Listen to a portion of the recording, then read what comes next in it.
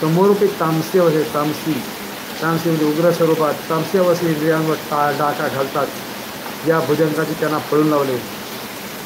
उघडच आहे भुजंगापुढे विघ्नांचा टिकाव लागणे शक्य नसते. सूर्योदय क्रीडा पिंगला सुरू होतात.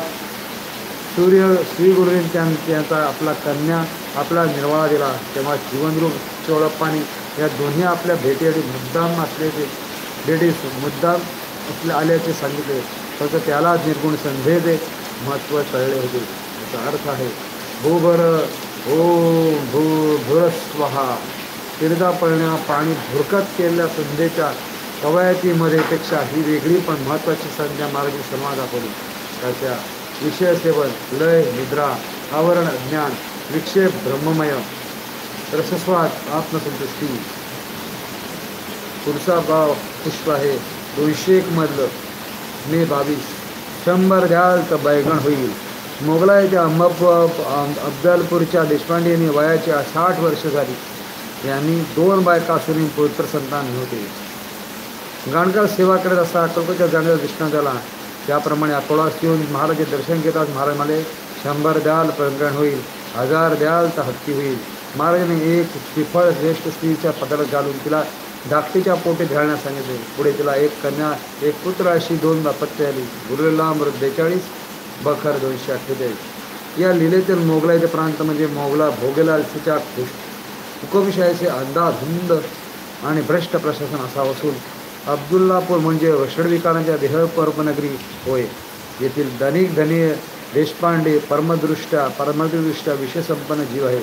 या जीवाला 2 बायका आहेत. एक आहे पूर्वजन्मातील संचित, सगळ्याचं पूर्वजन्म संचित असं असतं कर्मगती, आणि दुसरी आहे चालू जन्मातील प्रारब्ध गती.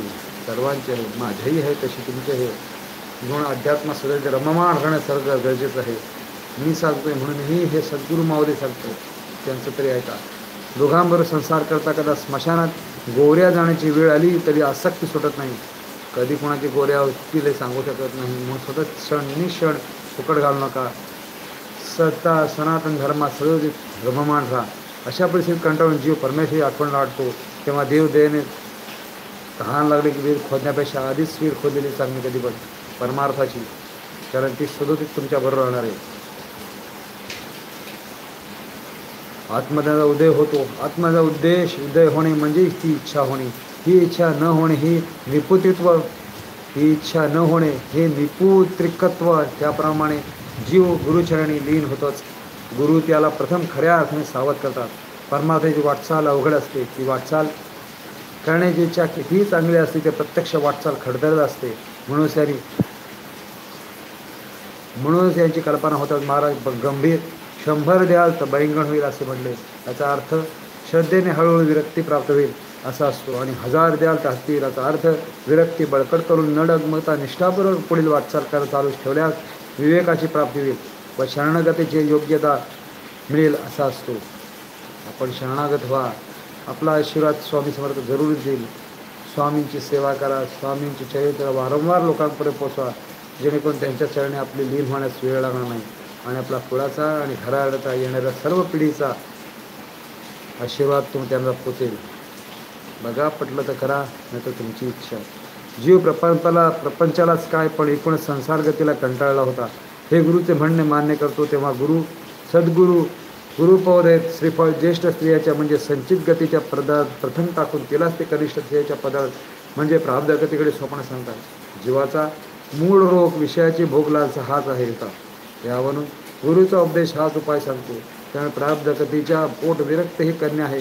विवेक हा पुत्र अशी 2 अपत्य जन्मास घेऊन जीवमुक्षीचा मार्ग मोकळा होतो. गुरुसेवेने वारंवार सांगितले. गुरुसेवेने संचित आणि प्रारब्ध कसा इष्ट परिणाम घडून शरणागती योग्यता जीवाला प्राप्त होते या लिलीवरून दिसते. आपण विविध लीला बघतोय. आपणही सर्वांपर्यंत पोचवा ही वारंवार मी विनंती करतोय. आपण तुमची इच्छा मान्य करा, न मान्य करा, आहे तुमची इच्छा. मे 23, 202 पुष्प. आज गुरुवार आहे. सर्वांना सद्गुरूचा आशीर्वाद मिळो. गुरुमय व्हा, सद्गुरुमय व्हा, सतत चिंतनात राहा. तुमचे सद्गुरू तुम्हाला लवकर भेटो ही सद्गुरू माऊलींकडून प्रार्थना. आपण काय करणार आहात?